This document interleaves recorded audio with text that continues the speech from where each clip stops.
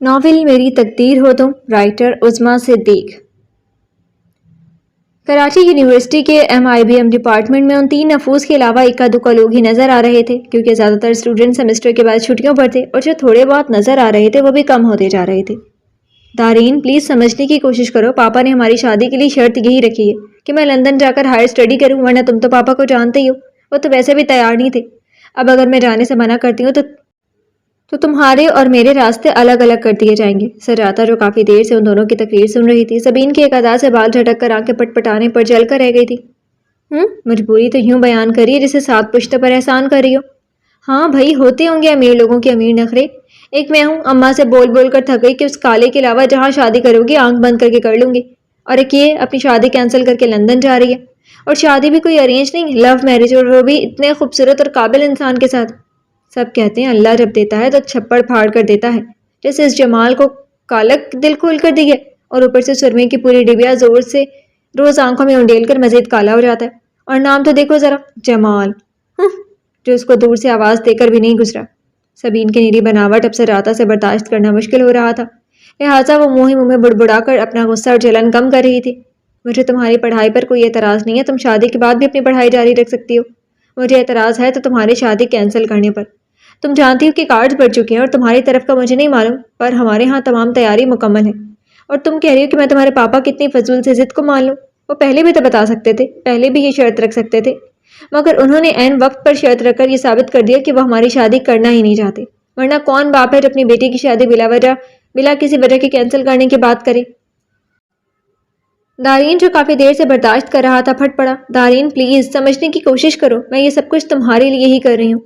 آئی نو کہ تم مجھ سے بہت پیار کرتے ہو، اس لیے میں یہاں ایک فیصلہ کر کے آئی ہوں۔ دارین، جو پریشانی سے اپنے سر کو آہستہ آہستہ نفے میں ہلا رہا تھا، سبین کی بات پر چونک کر اسے دیکھنے لگا۔ کیا مطلب؟ کیا فیصلہ کر کے آئی ہو؟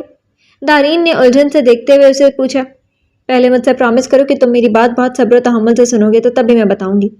سبین نے ایک ادا سے بال جھٹکتے ہوئے کہا۔ دارین کچھ دیر تو اسے بغور دیکھتا رہا، یا پھر کچھ سوچ کر سر سے اشارہ کر کے ایک نظر کچھ دور بیٹھی ببل سے باتیں سجاتا کو دیکھا، جو بغور ان دونوں کو سن ہی رہی تھی، مگر اس کی نظریں پورے ڈپارٹمنٹ کا طواف کر رہی تھی۔ سبین کے لیے یہ بات کرنا تھوڑی مشکل تھی، مگر دارین کی نظروں کے تعاقب میں سجاتا کو دیکھتے ہوئے اس کی ہمت بندھ گئی۔ دارین، میں نے بہت سوچا اس بارے میں، مگر اس کے علاوہ کوئی اور راستہ نہیں تھا کہ تم سجاتا سے شادی کر لو۔ سبین کے الفاظ تھے یا کوئی بم جو سیدھا دارین کے سر کے پاس پھٹا تھا، اور وہ بیٹھے سے کھڑا ہو گیا۔ وٹ؟ یہ کیا بکواس ہے؟ تم جانتی ہو کہ تم کیا کہہ رہی ہو؟ اگر مجھے کسی اور سے شادی کرنی ہوتی تو میں بہت پہلے کر چکا ہوتا، تمہارا انتظار نہیں کرتا۔ وہ غصے سے پھنکارتا ہوا پینٹ کے جیبوں میں ہاتھ ڈال کر پریشانی سے ادھر ادھر ٹہلنے لگا۔ تم نے ابھی وعدہ کیا کہ تم تسلی سے میری بات سنو گے۔ سبین نے اس کے غصہ ہونے پر اسے یاد دہانی کروائی۔ سبین علی، آپ کو شاید معلوم نہیں ہے کہ آپ کیا کہہ رہی ہیں۔ دارین نے ہنوز غصے سے گھورتے ہوئے انگلی اٹھا کر اسے یاد دہانی کرائی۔ میں بہت اچھی طرح جانتی ہوں کہ میں کیا کہہ رہی ہوں، مگر تم نہ تو میری پوری بات سن رہے ہو اور نہ ہی سمجھ رہے ہو۔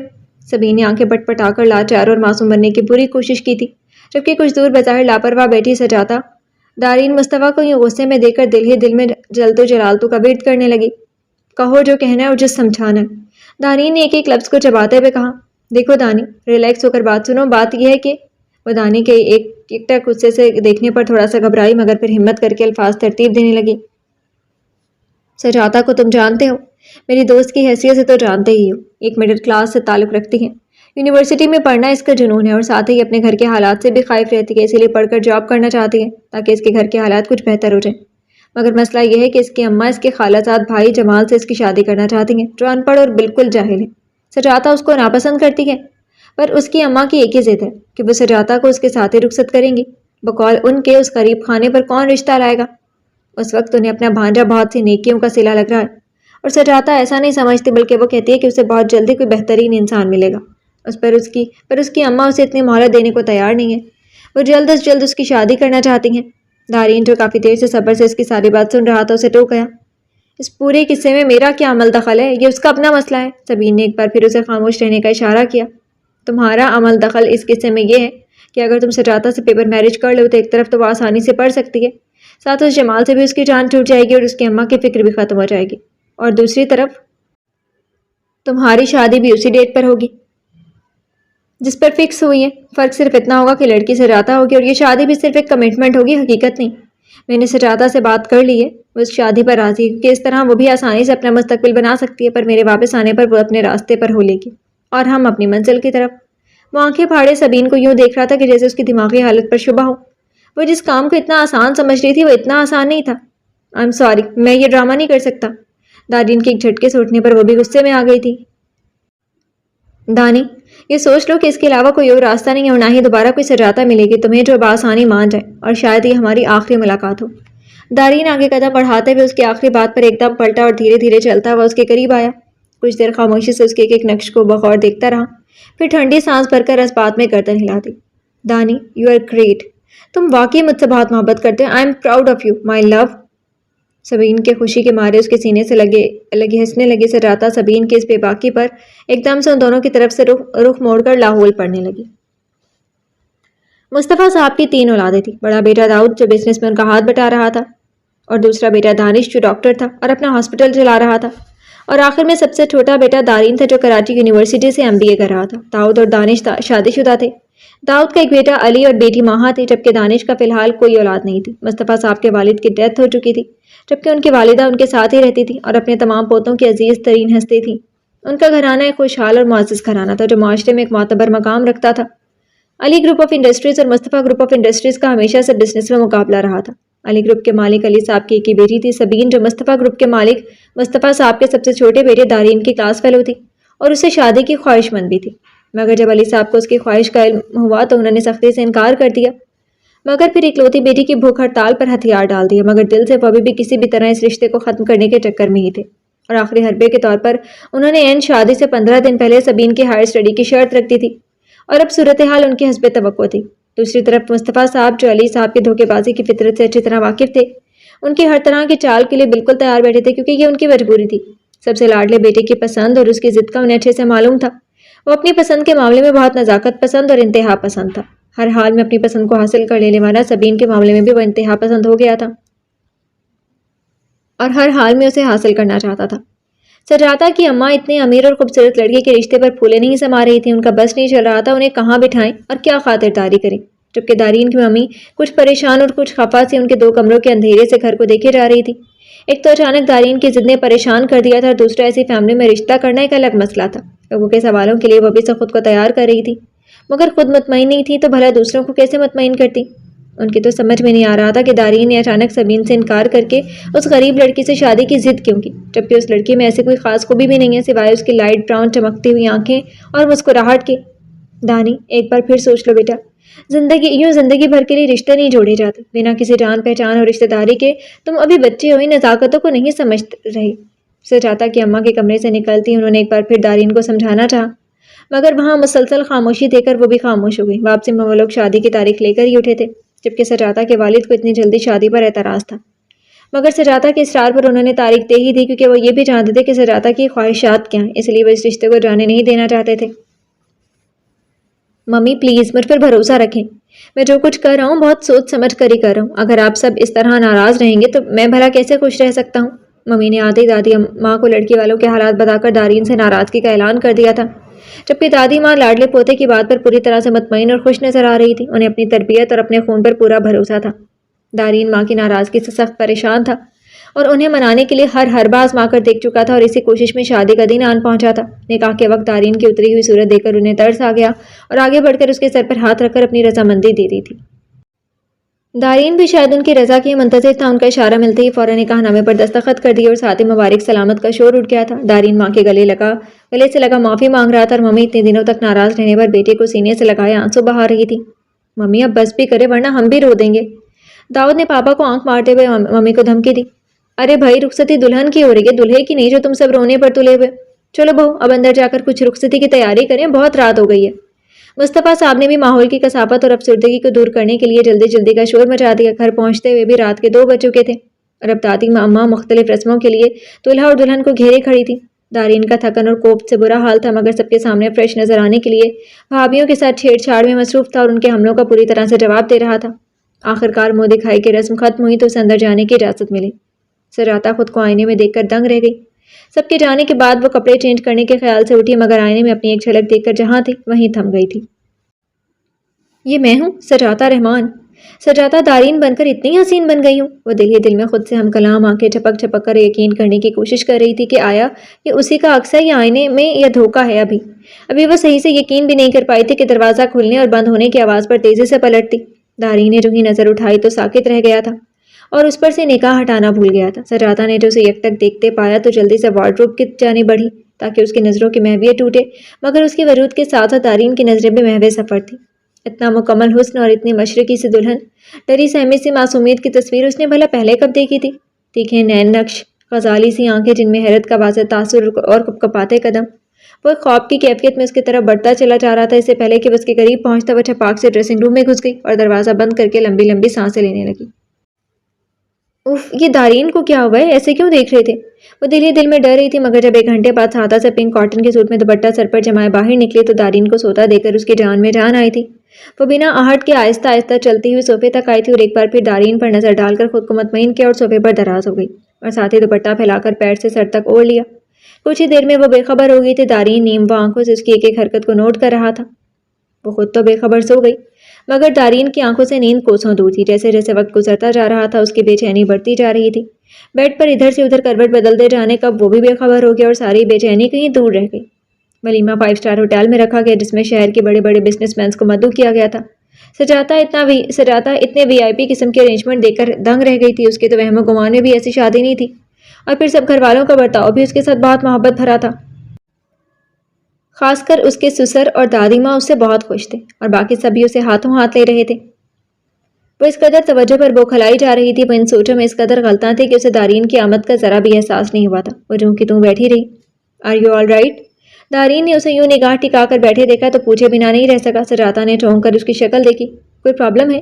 دارین نے اسے یوں ہنوز گمسم دیکھ کر دوبارہ پوچھا، مگر وہ کوئی جواب دینے کے بجائے دارین کی طرف سے ذرا سا رخ موڑ کر بیٹھ گئی۔ دارین اس کی اس حرکت پر ایک لمحے کو خاموش رہ گیا تھا، پھر جتنی دیر اس کے ساتھ بیٹھا رہا خاموش ہی رہا۔ اس کی کیفیت کو سمجھ رہا تھا۔ سجادہ کے گھر والوں کے آتے ہی وہ تھوڑی دیر بیٹھ کر اٹھ گیا تھا تاکہ سجادہ کھل کر اپنے گھر والوں سے بات کر سکے۔ وہ مسلسل اسے اپنی نظروں میں رکھے ہوئے تھا۔ کہیں بھی جاتا نظریں بار بار پلٹ کر سجادہ کی طرف ہی اٹھتی ہیں۔ جمال بھی سجادہ کے والدین کے ساتھ آیا تھا اور منہ بنا کر ایک جگہ بیٹھ گیا تھا۔ سجادہ اسے دیکھ کر مسکرانے لگی۔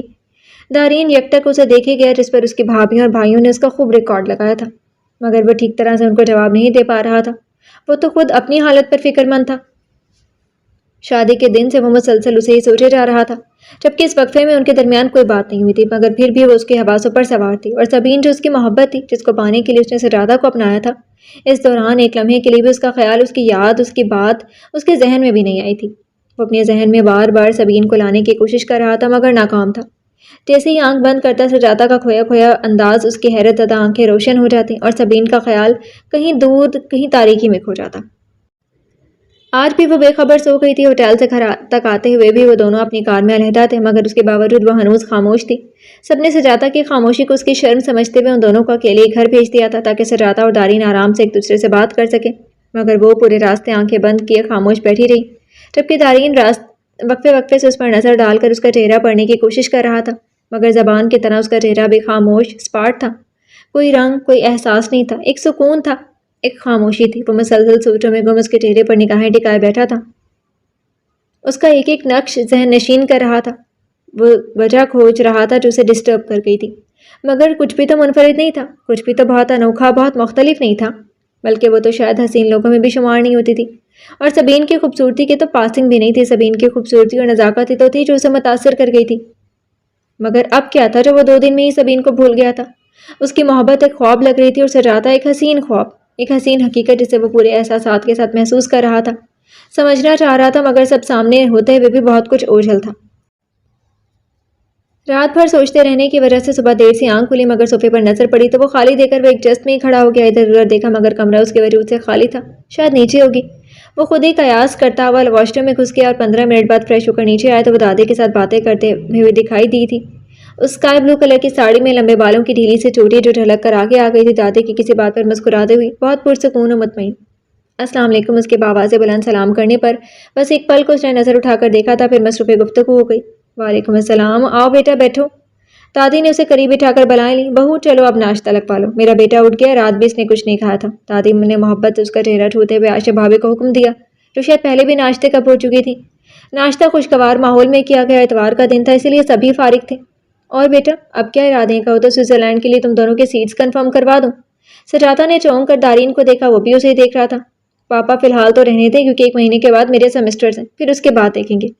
دارین نے آسانی سے بات سمجھائی جس پر سبھی راضی تھے سوائے دادی کے، مگر دارین نے پاپا سے سفارش کروا کر انہیں بھی راضی کر لیا۔ سنیں، دارین جو کار کی چابی اٹھا کر باہر جانے کے ارادے سے نکل رہا تھا، سجاتا کی آواز پر فوراً ایڑیوں کے بل اس کی سمت گھوما تھا۔ تھینک یو، آپ نے صبح جو کہا تھا اس کے لیے۔ دارین یکٹک اس کی شکل دیکھتا رہا، کبھی پلکیں اٹھاتی کبھی گراتی، کچھ کنفیوز سے پچھلے 3 دنوں سے کافی مختلف لگ رہی تھی۔ کیا یہی کہنے کے لیے روکا تھا مجھے؟ دارین نے اس کی گھبراہٹ سے ہاتھ اٹھاتے ہوئے مسکرا کر پوچھا۔ جی بس یہی کہنا تھا۔ سجاتا نے ایک نظر اس کے مسکراتے چہرے پر ڈالی، پھر اس کی نظروں سے بچنے کے لیے وارڈروب کھول کر کھڑی ہو گئی۔ اگر کپڑے چینج کرنے کا ارادہ ہے تو رہنے دو، یہ ساڑی تم پر سوٹ کر رہی ہے۔ وہ اپنی بات کہہ کر رکا نہیں، تیزی سے نیچے اتر گیا تھا اور سجاتا اس کے الفاظ پر جہاں تھی وہیں تھم گئی تھی۔ کچھ دیر گمسم سی کھڑی رہی، پھر وارڈروب بند کر کے بیڈ کے کونے پر ٹک گئی۔ کیا ہماری کمٹمنٹ میں اتنی گنجائش نکلتی ہے کہ ہم ایک دوسرے کو سراہ سکیں؟ وہ کتنی ہی دیر خود سے سوال و جواب کرتی رہی اور اسے سوچتی رہی، مگر اسے اپنے سوال کے جو جواب مل رہے تھے وہ اسے مزید الجھا رہے تھے۔ آخر تھک کر وہ اٹھ گئی اور ان سوالوں کو آئندہ کے لیے رکھ کر خود بھی نیچے آ گئی۔ جہاں دونوں بھابھی ممی جی کے ساتھ باتوں میں مصروف تھی، وہ بھی ان کے ساتھ بیٹھ کر ادھر ادھر کی باتوں میں لگ کر جلدی بہل گئی۔ شادی کے بعد کچھ دن تو دعوتوں میں ہی نکل گئے تھے اور اس دوران وہ 2 بار اپنی اماں ابا سے بھی مل کر آ چکی تھی۔ اماں کو تو اب تک اس کی قسمت پر یقین نہیں آ رہا تھا۔ وہ کئی بار کے پوچھے ہوئے سوال اس سے پوچھ چکی تھی اور سجاتا ہر بار نئے سرے سے ان کی تسلی کراتی۔ جس کو اس کی شادی کا پتہ چلتا سبھی اس کی قسمت پر رشک کر رہے تھے اور وہ دل ہی دل میں شرمندہ ہو رہی تھی۔ اب اسے احساس ہو رہا تھا کہ وہ جس کام کو اتنا آسان سمجھ رہی تھی وہ اتنا آسان نہیں ہے۔ لوگوں کی نظروں میں وہ ایک شادی شدہ زندگی گزار رہی تھی اور اسی حوالے سے اسے سوال بھی کیے جاتے تھے جس پر وہ بہت دفعہ کنفیوز ہوئی تھی۔ کئی بار جھوٹ بولتے بولتے اس کی زبان لڑکھڑائی تھی۔ صرف 1 مہینے میں ہی وہ بری طرح گھبرا گئی تھی۔ اس کی ازلی خود اعتمادی اور زبان درازی شادی کے بعد سے ختم ہو کر رہ گئی تھی اور یہ شاید اس کے ضمیر کی ملامت کی وجہ سے ہوا تھا کہ وہ سب کو دھوکہ دے رہی تھی،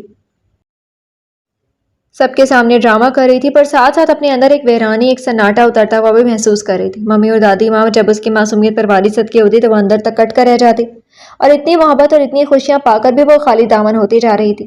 وہ خوشیاں جو اس چھوٹے سے 2 کمروں کے گھر میں تھیں وہ بھی اب اس جھوٹی زندگی کے آگے اسے ایک انمول خزانے کی طرح لگتی۔ وہ رہ کر ان بے فکرے دنوں کو یاد کرتی جہاں بظاہر تو کچھ نہیں تھا مگر ہنسی تو اپنی تھی، مسکراہٹیں تو سچی تھیں۔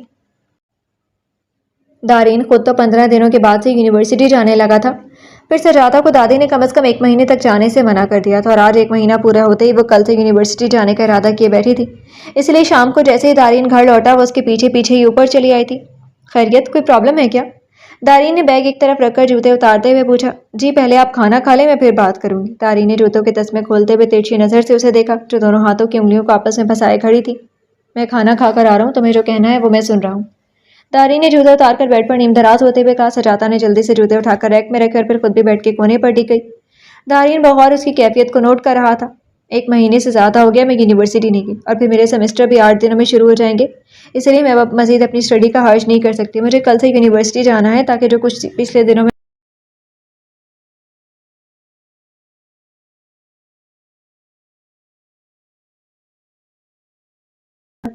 ٹھیک ہے، پھر کل سے میرے ساتھ ہی چلنا۔ سجاتا اس کی اجازت ملتے ہی خوشی سے مسکرانے لگی۔ تھینک یو سو مچ، اب ایک کام اور ہے اگر آپ کر دیں تو۔ دارین نے پہلی بار اسے یہ کھول کر مسکراتے ہوئے دیکھا تھا۔ ہاں کہو۔ اس نے بیڈ سے نیچے اتر کر سلیپر پہنتے ہوئے سجاتا کے کھلے کھلے چہرے کو دیکھا۔ اب دادی سے اجازت لے لیں، انہوں نے 1 مہینے کا کہا تھا اور آج 1 مہینہ ہو گیا۔ سجاتا کے بات پر اس کی مسکراہٹ گہری ہو گئی۔ ٹھیک ہے، یہ کام بھی ہو جائے گا۔ اور کچھ؟ نہیں، بس یہی کہنا تھا۔ اب آپ کپڑے چینج کر لیں، میں چائے لاتی ہوں آپ کے لیے۔ سجاتا نے خوشی خوشی نیچے کی جانب قدم بڑھائے تھے کہ دارین نے آواز دے لی۔ مجھے آج معلوم ہوا ہے کہ تمہاری مسکراہٹ مونا لیزا سے کم نہیں، شاید اسی لیے تم اس کو بہت کم اپنے چہرے پر لاتی ہو۔ یہ کہتے ہی ساتھ ہی وہ واش روم میں چلا گیا، جبکہ سجاتا ہونٹ بھینچ کر کچھ دیر وہاں کھڑی رہی، پھر نیچے آ کر اس کے لیے چائے بنانے لگی، مگر دھیان سارا دارین کے جملے میں ہی اٹکا ہوا تھا۔ اسی بے دہانی میں گرم گرم پانی کپ کے بجائے سیدھا پیر پر گرا اور کپ ہاتھ سے چھوٹ کر دور جا گرا۔ چناکی کی آواز پر مریم بھابی کچن میں آئی تو سجاتا کو پیر پکڑے دیکھ کر گھبرا گئی۔ کیا ہوا؟ جلدی سے اس کے پیر سے ہاتھ ہٹا کر دیکھا جہاں گہرا سرخ نشان بن گیا تھا۔ اف، یہ تو بہت سرخ ہو رہا ہے، چھالا بن جائے گا۔ چلو جلدی سے میں کوئی ٹیوب لگا دیتی ہوں، اٹھو۔ بھابی نے سہارا دے کر اسے ڈائننگ ٹیبل سے چیئر گھسیٹ کر بٹھایا اور خود کریم لینے بھاگی۔ دارین سیٹی پر شوق سے دھن بجاتا ہوا نیچے اترا تو اسے ٹیبل پر سر رکھ کے دیکھ کر سیدھا اس کے پاس چلا آیا۔ کیا ہوا؟ تم تو چائے لینے گئی تھی۔ سجاتا نے جلدی سے چہرہ اٹھا کر گیلی آنکھیں صاف کی۔ کیا ہوا سجاتا، تم رو کیوں رہی ہو؟ دارین اس کی پلکیں گیلی دیکھ کر پریشان ہو اٹھا۔ اتنی دیر میں بھابھی ٹیوب لے کر آ گئی. لاؤ پیر دکھاؤ, میں ٹیوب لگا دوں, ابھی تھوڑی دیر میں تکلیف کم ہو جائے گی. بھابھی کے جھکنے پر اس کی نظر بھی پیروں پر پڑی جہاں اب ہلکے ہلکے سرخ چھالے نظر آ رہے تھے. یہ کیا ہوا بھابھی, پیر کیسے زخمی ہوا یہ؟ دارین نے گھٹنے کے بل بیٹھتے ہوئے پوچھا اور ساتھ ساتھ پیر کو ادھر ادھر ہلا کر دیکھا جہاں بھابھی ٹیوب لگا چکی تھی. کچھ نہیں, شاید چائے بناتے ہوئے گرم گرم پانی پیر پر گر گیا, اسی لیے چھالے پڑ گئے ہیں. بھابھی, آخر دادی اماں ایک باورچی کیوں نہیں رکھنے دیتی؟ ہمارے پاس اللہ کا دیا سب کچھ ہے, مگر دادی ماں کی یہ ضد میری سمجھ میں نہیں آتی کہ کھانا گھر کی عورتیں ہی بنائیں گی. دارین نے سجاتا کی تکلیف کا ذمہ دار دادی کو کی ضد کو قرار دیتے ہوئے نروٹھے پن سے بھابھی سے پوچھا جو اس کی بات پر مسکرانے لگی. دیور جی, یہ بات آج کچھ زیادہ ہی بری نہیں لگ رہی آپ کو؟ اس سے پہلے بھی گھر کی عورتیں ہی کھانا بناتی رہی ہیں, پھر آج یہ غصہ اپنی بیگم کی وجہ سے تو نہیں ہے نا؟ بھابھی کی بات پر وہ انہیں گھور کر رہ گیا تھا, جبکہ سجاتا اپنی ساری توجہ پیر پر لگا کر بھابھی اور دارین کی نظروں سے بچنے کی کوشش کرنے لگی. بڑی بھابھی اور ممی جی بھی شور سن کر ڈائننگ ہال میں آ گئی تھی. ممی جی, آج تانی بہت غصے میں ہے کیونکہ آج ان کی بیگم کو کچن میں کام کرتے ہوئے تکلیف جو پہنچی ہے. چھوٹی بھابھی نے بڑی بھابھی کو آنکھ مارتے ہوئے شرارت سے کہا, جس پر دارین پیر کے بھل ممی کی سمت گھما. ممی, بھابھی غلط بیانی کر رہی ہیں, مجھے غصہ دادی کی بیجا ضد پر ہے نہ کہ سجاتا کے کام کرنے پر آپ کی بات کا بیک گراؤنڈ تو وہی ہے دیور جی. بھابھی نے مزید تپانے کے لیے جملہ کسا جس پر واقعی وہ تب کا رہ گیا تھا. ممی بھی بھابھی کی شرارت کو سمجھ کر مسکرانے لگی. دانی بیٹے, تم نے وہ مقولہ تو سنا ہی ہوگا کہ مرد کے دل کا راستہ معدے سے ہو کر گزرتا ہے. بس اسی لیے آپ کی دادی کا حکم ہے کہ گھر کا کچن گھر کی عورتیں ہی سنبھالیں تاکہ اس گھر کے مردوں کے دلوں پر ان کی بیویوں کے علاوہ کوئی دوسرا راج نہ کر سکے. ممی کی وضاحت کو بڑی غور سے سنتا ہوا دارین آخر میں کہا لگا کر ہنسنے لگا. او گاڈ مام, اس کا مطلب ہے کہ ہیر رانجھا, سونی مہیوال وغیرہ کی سچی محبت صرف ایک کہانی ہے, حقیقت نہیں؟ دارین نے بمشکل ہنسی روک کر پوچھا تھا. لڑکے سدھر جاؤ, بال کی کھال نکالنے بیٹھ جاتے ہو. ابھی تمہاری دادی نے سن لیا نا تو ساری رات لیکچر سننا پڑے گا تمہیں, ممی نے مصنوعی خفگی سے گھورتے ہوئے ڈانٹا. نو مام, اٹس ریئلی امیزنگ, مجھے تو آج یہ بات معلوم ہوئی ہے جب بھی چھوٹی بھابھی مجھے اکثر و بیشتر کچن میں ہی ملتی ہیں. دارین نے فوراً بدلہ برابر کرنے کے لیے بھابھی کو مثال بنایا. سجاتا, اپنے میاں کو رسی سے باندھ کر رکھو, یہ بہت ادھر ادھر نظریں رکھنے لگا ہے. بھابھی نے کب سے خاموش بیٹھی سجاتا کو مخاطب کیا جو خود کو موضوع گفتگو بنتا دیکھ کر پریشان ہو گئی. ممی نے فوراً اس کی پریشانی کو بھانپ لیا. ارے بھائی بچوں, بس بھی کرو, بہت ہو گیا مذاق. سارے مرد آفس سے آتے ہی ہوں گے. دارین, تم سجاتا کو اوپر لے جاؤ تاکہ تھوڑی دیر آرام کر لے تو اس کی پیر کی سوزش بھی کم ہو, اور بہو کھانے کا کچھ کرو, ابھی سب آتی بھوک بھوک کا شور مچا دیں گے. ممی کے اشارے پر دارین نے سجاتا کو سہارا دے کر کھڑا کیا اور آہستہ آہستہ سیڑھیاں طے کر کے اوپر بیڈ پر لے جا کر بٹھا دیا. اب کل یونیورسٹی جانے کا خیال ذہن سے نکال دو اور آرام کرو. اب تو دادی ماں کسی صورت اجازت نہیں دیں گی اپنے چہیتے پودے کی بیوی کو اس حالت میں یونیورسٹی جانے کی. دارین کی بات سن کر وہ پریشان ہو اٹھی. مگر میرا جانا ضروری ہے, ورنہ پیپر دینے کی پرمیشن نہیں ملے گی اتنے دنوں تک غیر حاضری پر. اب مجھے پچھلا نقصان بھی پورا کرنا ہے. دارین اس کی بات پر خود بھی سوچ میں پڑ گیا. ایسا کرتے ہیں, تم کل آرام کرو, پرسوں سے دیکھیں گے, اور کل میں کوشش کر کے تمہارے پچھلے اسائنمنٹ کہیں سے لینے کی کوشش کرتا ہوں. اگر مل جائیں تو ویل اینڈ گڈ, ورنہ میں خود بنا دوں گا, مگر تم ٹینشن مت لو, آرام کرو, اوکے؟ دارین نے مسکراتے ہوئے اسے تسلی دی اور خود ایک دوست کے گھر کہہ کر نکل گیا, جبکہ سجاتا ایک نئے احساس میں گر کے جسے وہ کوئی نام نہیں دے پا رہی تھی. وہ خود کو اب کمزور پڑتا ہوا محسوس کر رہی تھی. یہ کیا ہوتا جا رہا ہے مجھے؟ میں کیوں اسے اس قدر سوچنے لگی ہوں؟ کیوں اسے اپنے قریب دیکھنا چاہتی ہوں؟ کیوں اس کی ہر بات پر سرخم کر دیتی ہوں؟ کیوں یہ بھول جاتی ہوں کہ میرا مقصد کیا ہے اور میرا اس سے رشتہ کیا ہے؟ میں کیوں اپنی اوقات بھول رہی ہوں؟ مجھے کمزور نہیں پڑنا ہے, مجھے پہلے جیسے ہی مضبوط بننا ہے. ہاں, مجھے مضبوط بننا ہے. وہ گھٹنوں میں منہ دیے روتے ہوئے خود سے عہد کر رہی تھی جب بڑی بھابھی چائے لے کر آ گئی. لو سجاتا, چائے پی لو. ارے یہ کیا, تم رو رہی ہو؟ کیا زیادہ تکلیف ہو رہی ہے؟ بھابھی اس کا آنسوں میں تر چہرہ دیکھ کر پریشان ہو گئی. کچھ نہیں بھابھی, بس ویسے ہی دل چاہ رہا تھا. سجاتا نے زبردستی مسکرا کر بات کو مذاق میں اڑانا چاہا. عجیب لڑکی ہو بھائی تم, نئی نئی شادی کے بعد تو چہرے کی مسکراہٹ ہی نہیں جاتی. دل تو بات بے بات ہنسنے کے بہانے ڈھونڈتا اور تم ہو کہ رونے کے بہانے ڈھونڈ رہی ہو. میری شادی جب ہوئی تھی تو داؤد مجھے ٹوکتے رہتے تھے کہ اتنا مت ہنسا کرو ورنہ نظر لگ جائے گی. بھابھی مسکراتے ہوئے اپنے دنوں میں کھو گئی, جبکہ سجاتا نے دل ہی دل میں ان کا دھیان بٹنے پر شکر ادا کیا اور ان سے ان کی شادی کے قصے سننے لگی. 2 دنوں کے بعد دادی ماں اور پاپا نے آج بڑی مشکلوں سے یونیورسٹی جانے کی اجازت دے دی تھی, اور گاڑی میں بیٹھنے تک اسے مستقل نصیحت کرتی رہی تھی کہ ساتھ ساتھ دارین کو بھی اس کا خیال رکھنے کی ہدایات دے رہی تھی. دارین پورے راستے خاموشی سے ڈرائیو کرتا رہا تھا اور سجاتا دل ہی دل میں خود کو لوگوں کے سوالات کے لیے تیار کر رہی تھی. اتنے دن غیر حاضری کا جواب بھی تو دینا تھا. بہت کم لوگ ہی ان دونوں کی شادی کے بارے میں جانتے تھے, وہ بھی دارین کے چند ایک بہت کلوز فرینڈ ہی جانتے تھے. چیک پوسٹ پر دونوں نے اپنے کارڈ چیک کرائے, پھر پارکنگ میں لے جا کر کارڈ سائڈ پر کی. سجاتا باہر نکل کر سائڈ پر کھڑی ہو گئی. دارین کارڈ لاک کر کے گھوم کر اس کی طرف آیا اور موبائل سیٹ اس کی طرف بڑھایا. لو یہ سیل اپنے پاس رکھو اور کوئی پرابلم ہو تو گھر کال کر کے ڈرائیور کو بلوا لینا. ویسے میں خود ہی 12 بجے تک تمہارے ڈپارٹمنٹ کا چکر لگا لوں گا. سجاتا سیل لیتے ہوئے جھجک رہی تھی. اسے بہت عجیب لگ رہا تھا. اور آپ کیا کریں گے اگر آپ کو ضرورت ہوئی سیل کی تو؟ دارین ہنوز ہاتھ آگے بڑھائے کھڑا تھا مگر سجاتا نے ابھی تک سیل نہیں تھاما تھا. آج تم رکھ لو، پھر شام میں نیا سیل لا دوں گا تمہیں. اوکے، اور اب میں چلتا ہوں. سجاتا نے سر جھکاتے ہوئے سیل لے کر اپنے پرس میں رکھا اور اسے خدا حافظ کہہ کر آگے بڑھ گئی. پورا دن مصروفیت میں گزر گیا. اتنے دن کا خسارہ پورا کرنے کے چکر میں وہ بری طرح تھک گئی تھی اور اوپر سے اتنے دن کے غیر حاضری پر سب کے سوالات کے جواب دیتے دیتے وہ عاجز آ گئی تھی. 11 بجے اکنامکس کی کلاس لے کر باہر نکلی تو موبائل بج اٹھا. وہ پہلے تو کشمکش میں رہی کہ کال ریسیو کرے یا نہ کرے، مگر پھر کچھ سوچ کر پش کا بٹن دبایا اور سیل کان سے لگایا. دارین مائی لو، ویئر آر یو؟ میں کب سے ٹرائی کر رہی ہوں مگر لائن مل کے نہیں دے رہی تھی. میں تمہیں بہت مس کر رہی ہوں. اف، میں بھی کتنی پاگل ہوں، اپنی کہیں جا رہی ہوں. تم سناؤ کیسی ہو؟ سجاتا خاموش رہی. اس کی سمجھ میں نہیں آ رہا تھا کہ کیا جواب دے. ہیلو دانی، کیا ہوا؟ تم خاموش کیوں ہو؟ اوہ، کہیں تو مجھ سے ناراض تو نہیں؟ ابھی سجاتا دوسری طرف کی غلط فہمی دور کرنے والی تھی کہ وہ دوبارہ شروع ہو گئی. سوری دانی، کل میں اپنے کلاس فیلو کے ساتھ کچھ دیر باہر گھومنے کے لیے گئی ہوئی تھی، اسی وجہ سے تمہاری کال ریسیو نہیں کر سکی. اور پرسوں بھی تم نے کال کی تھی تو میں اس وقت سو رہی تھی. آج میں نے اسی لیے خود ہی کال کیا. I am really so very sorry dear. اب سجاتا کو غصہ آ رہا تھا کہ اس نے کوئی بھی جواب دیے بغیر ہی لائن کاٹ دی اور سیل آف کر کے بیگ میں رکھ دیا. وہاں میری کیئر سب کے سامنے ایسے کرتے ہیں کہ جیسے مجھ سے زیادہ کوئی عزیز ہی نہیں ہے، اور یہاں یونیورسٹی آ کر لندن کال کی جاتی ہے. وہ غصے میں منہ میں بڑبڑاتے ہوئی کیفیٹیریا کی طرف چلی جا رہی تھی مگر راستے میں دارین کو ایک لڑکی کے ساتھ بیٹھا ہنستا دیکھ کر اس کے پیر سے جا کر سر پر لگی تھی. وہ کیفیٹیریا کی بجائے سیدھا جا کر دارین کے سر پر کھڑی ہو گئی. اگر آپ کو فرصت مل گئی ہو تو چلیں گھر. دارین نے ایک پل کو چونک کر اس کے سرخ تپے تپے چہرے کو دیکھا، پھر مسکراتے ہوئے ماہین کو مخاطب کیا. ماہین، شی از مائی وائف سجاتا. دارین، اور سجاتا یہ میری پھپھو زاد کزن ہے ماہین، جو شہر سے باہر ہونے کی وجہ سے ہماری شادی میں نہیں آ سکی تھی. ماہین نے حیرت سے دارین کو دیکھا اور پھر ہاتھوں کا موقع بنا کر اس کے شانے پر دے مارا. یو ایڈیٹ دانی، یہ اسی یونیورسٹی میں ہوتی ہے، تم اب ملوا رہے ہو مجھ سے؟ پھر گھوم کر ماہین نے اپنا رخ سجاتا کی طرف کیا جو ان دونوں سے لاپرواہ ادھر ادھر دیکھ رہی تھی مگر دھیان سارا ان کی طرف ہی تھا. آپ سجاتا یہاں بیٹھے، مجھے واقعی معلوم نہیں تھا کہ تم اسی یونیورسٹی میں پڑھتی، ورنہ میں تم سے ضرور ملتی. ماہین نے خلوص سے اسے بیٹھنے کی دعوت دیتے ہوئے وضاحت دی. ان کو اپنے آپ سے فرصت ہوگی تو ہی یہ دوسروں کی طرف دیکھیں گے نا. اینی وے اس وقت مجھے گھر جانا ہے، آپ سے تو اب بات ہوتی ہی رہے گی. دارین حیرت سے سجاتا کی شکل دیکھتا رہا، پھر ماہین کو دیکھا جو خفت سے چہرہ لیے زبردستی مسکرانے کی کوشش کر رہی تھی.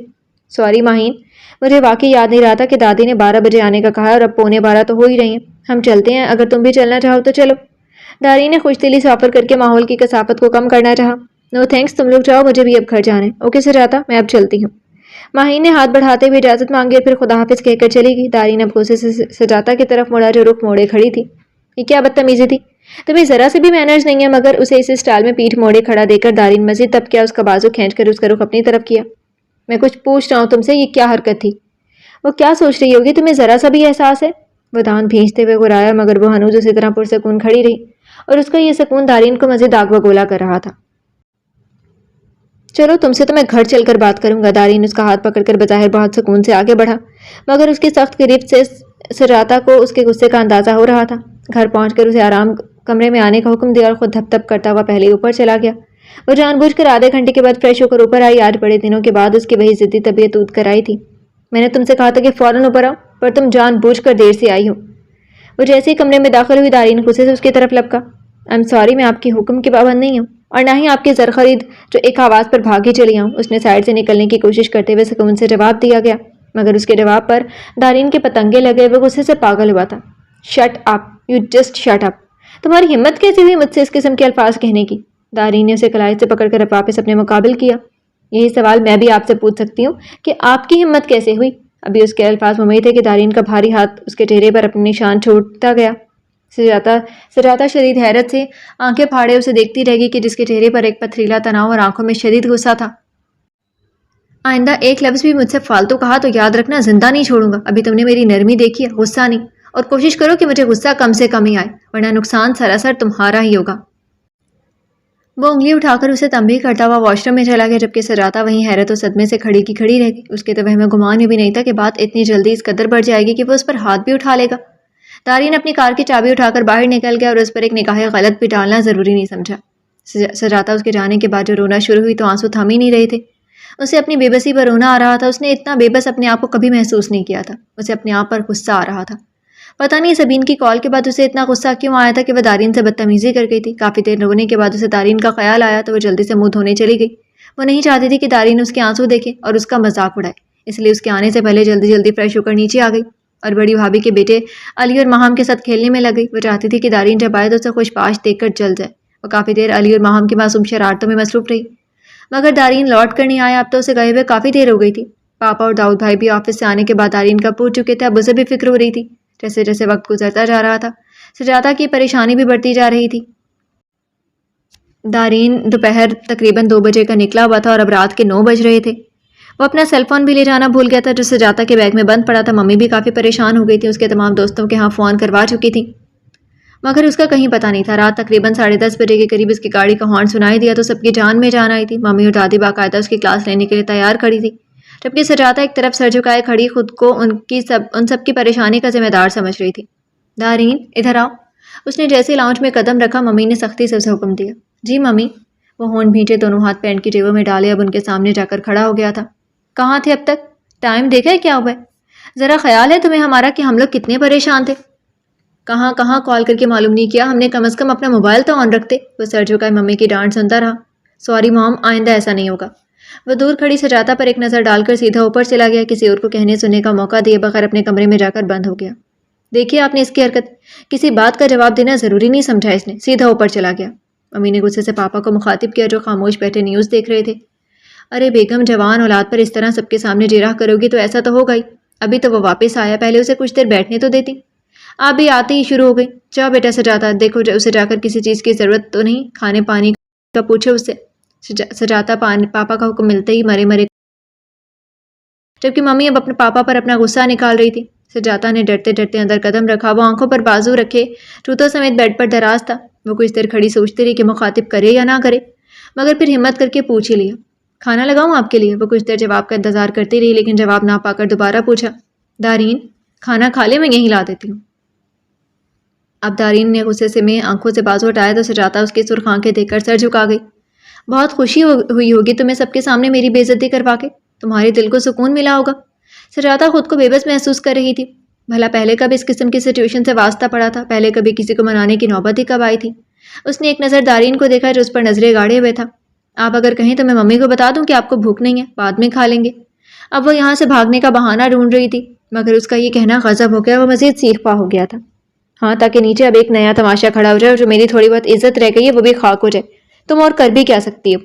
وہ دروازے کے پاس سے ہٹ کر بیڈ کے کونے پر آ کر بیٹھ گئی اور کچھ دیر اس کی شکل دیکھتی رہی، پھر آہستہ سے گویا ہوئی۔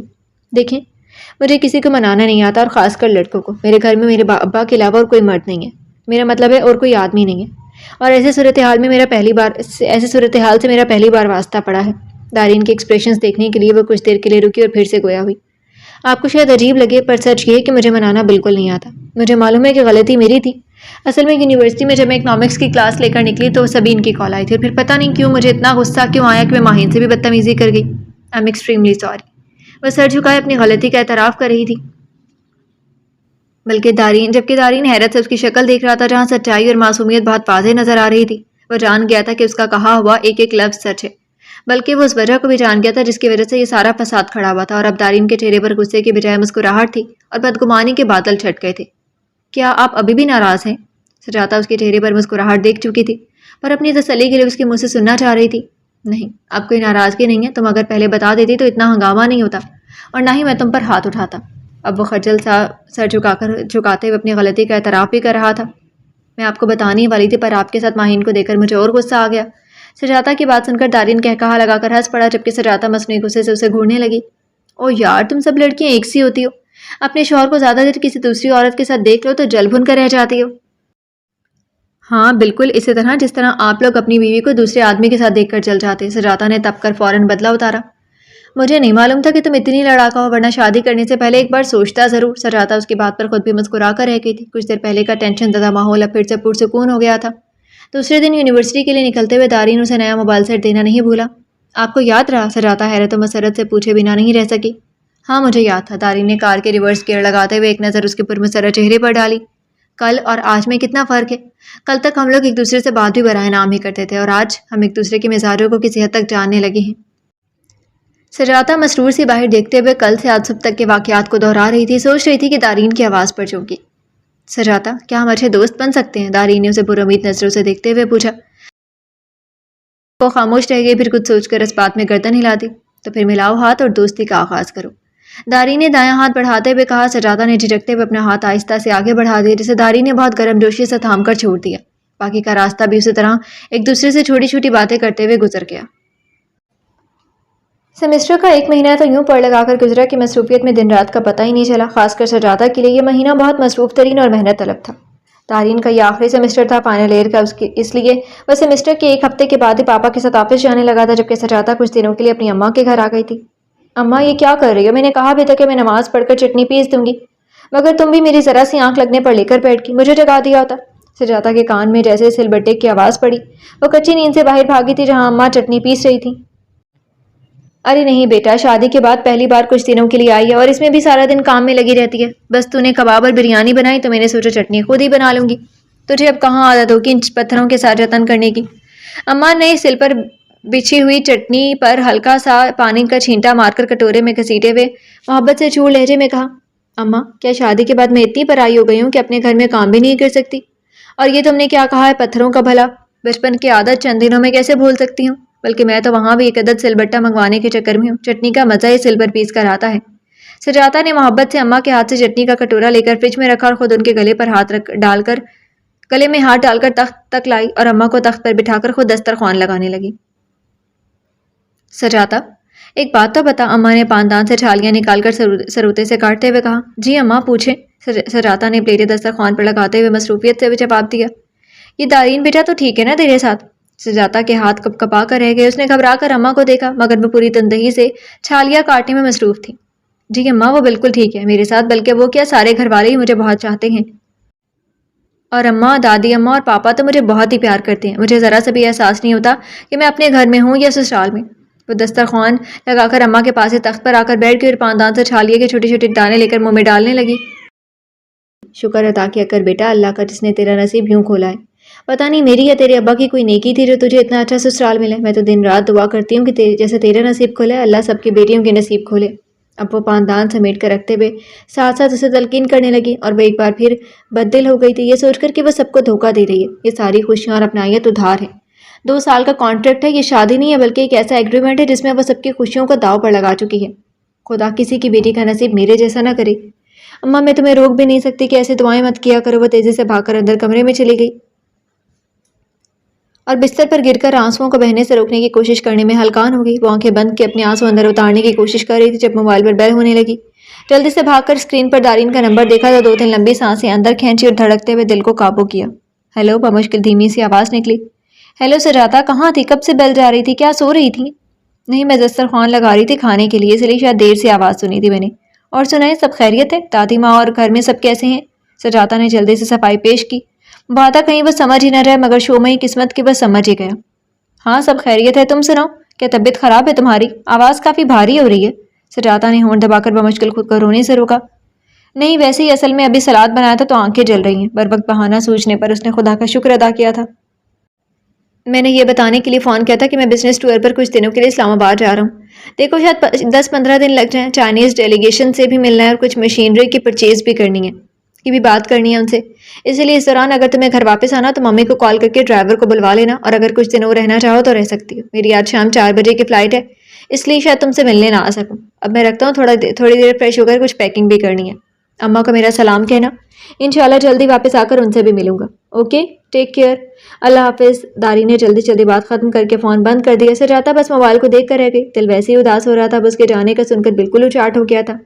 سجاتا کہاں رہ گئی بیٹا؟ کھانا ٹھنڈا ہو جائے گا. باہر سے اماں کی آواز سن کر اس نے موبائل واپس ٹیبل پر رکھا اور خود باہر آ گئی. دل اس وقت کسی چیز کو نہیں چاہ رہا تھا اور کھانے کا تو بالکل بھی موڈ نہیں ہو رہا تھا، مگر اماں کا خیال تھا وہ زبردستی نوالے حلق میں اتارنے لگی تھی. دارین کو اسلام آباد کے 10 دن ہو چکے تھے اور اس دوران اس کے 3 فون بھی آ چکے تھے، مگر کسی فون پر بھی اس نے آنے کا نہیں کہا تھا. سجاتا کو اماں کے گھر سے آئے بھی 2 دن ہو چکے تھے. وہ دن گن رہی تھی، بالکل غیر ارادی طور پر وہ اسے سوچے جاتی. جب بھی اسے دارین کا خیال آتا تو وہ اداس ہو جاتی تھی اور وہ اپنی اس کیفیت کو سمجھنے سے قاصر تھی. سارا دن گھر میں مختلف کاموں میں مصروف رہتی تاکہ دارین کا خیال اس کے سراپا جو بار بار نظروں کے آگے آ جاتا تھا کہیں گم ہو جائے اور اسے ڈسٹرب نہ کرے. اب وہ زیادہ تر نیچے ہی رہتی تھی اور کوئی کام نہیں بھی ہوتا تو بچوں کے ساتھ لگی رہتی یا پھر دادی ماں کے ساتھ بیٹھ کر ان کے گزرے ہوئے دنوں کے قصے سنا کرتی تھی، مگر کب تک وہ خود کو بہلاتی۔ رات میں جیسے ہی کمرے میں قدم رکھتی دارین کا دلکش سراپا آنکھوں کے سامنے آ جاتا اور وہ بے بس ہو جاتی۔ اپنی بے چینی کو کوئی بھی نام دینے سے قاصر تھی۔ نہ تو اسے اماں کے گھر سکون ملا تھا اور نہ ہی اب یہاں سکون مل رہا تھا۔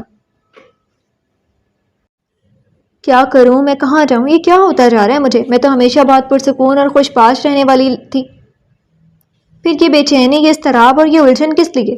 کیوں؟ وہ کھڑکی کھولے کھڑی چاند کو دیکھتے ہوئے سوچے جا رہی تھی۔ اس کا اور چاند کا بہت پرانا اور گہرا ساتھ تھا۔ وہ بچپن سے اپنے تمام راز چاند کے گوش گزار کرتی آئی تھی۔ نہ جانے اسے کیوں یقین تھا کہ وہ سب کچھ جو وہ چاند سے کہتی ہے وہ اسے بغور سنتا ہے اور اسے تسلی دیتا ہے، اس کی ہر بات کا جواب دیتا ہے یہ چاند۔ آج بھی وہ بہت عرصے کے بعد اس سے مخاطب تھی۔ تم شاید اس سے محبت کرنے لگی ہو، وہ تمہاری زندگی میں آ کر تمہیں متاثر کر کے تم اس کو کھونے کے ڈر سے گھبرانے لگی ہو، تمہیں ڈر ہے کہ وہ کہیں خواب نہ ہو جائے۔ ایک سرگوشی اسے سنائی دی تھی، دل سے آواز آئی تھی، نہیں، میں اس سے محبت نہیں کرتی، میں تو بس سب کا دل دکھانے کے خیال سے گھبرا رہی ہوں، سب کی محبتوں کو ٹھکرانے کے خیال سے ڈر رہی ہوں۔ مجھے سب گھر والے بہت عزیز ہو گئے ہیں، میں ان لوگوں کی سچائی اور ایمانداری کے معترف ہو گئی ہوں، اس لیے ان کے ساتھ دھوکے کے خیال سے ہی میری جان نکلنے لگتی ہے۔ میں دارین سے محبت نہیں کرتی، غلط ہے یہ الزام، میں اس سے محبت کیسے کر سکتی ہوں؟ اس نے دہل کر ایک جھٹکے سے کھڑکی بند کر بیڈ پر آ کر دراز ہو گئی۔ نیند تو کئی دن سے آنکھوں سے روٹھی ہوئی تھی، وہ دل ہی دل میں خود سے مخاطب اپنے آپ کو مطمئن کرنے کی کوششیں کر رہی تھی، اپنے دل سے اٹھنے والی آواز کو دبا رہی تھی، جھٹلا رہی تھی۔ وہ آج کل خود ترسی کا شکار ہو رہی تھی اور مایوس ہو رہی تھی، اپنی فیصلے پر پچھتا رہی تھی کہ سارے پچھتاووں کے جال اب اس کے اپنے ہی بچھائے ہوئے تھے۔ وہ بہت خاموش رہنے لگی تھی، خود میں گم، اکثر دور تک نکل جاتی اور جب کسی کے متوجہ کرنے پر حقیقت میں آتی تو شرمسار ہو جاتی تھی، خود بیٹھے بیٹھے مسکرانے لگتی تھی۔ سجاتا، کیا ہوا، یوں اکیلی کیوں بیٹھی ہو؟ مریم بھابی نے اسے لان میں اکیلے بیٹھے گھاس نوچتے ہوئے دیکھا تو اس کے پاس چلی آئی۔ کچھ نہیں بھابی، یوں ہی دل اداس ہو رہا تھا تو باہر آ گئی تاکہ تازہ ہوا سے اداسی کچھ کم ہو جائے، اور اس کا بہت دل چاہ رہا تھا کسی سے اپنا حال دل کہنے کو۔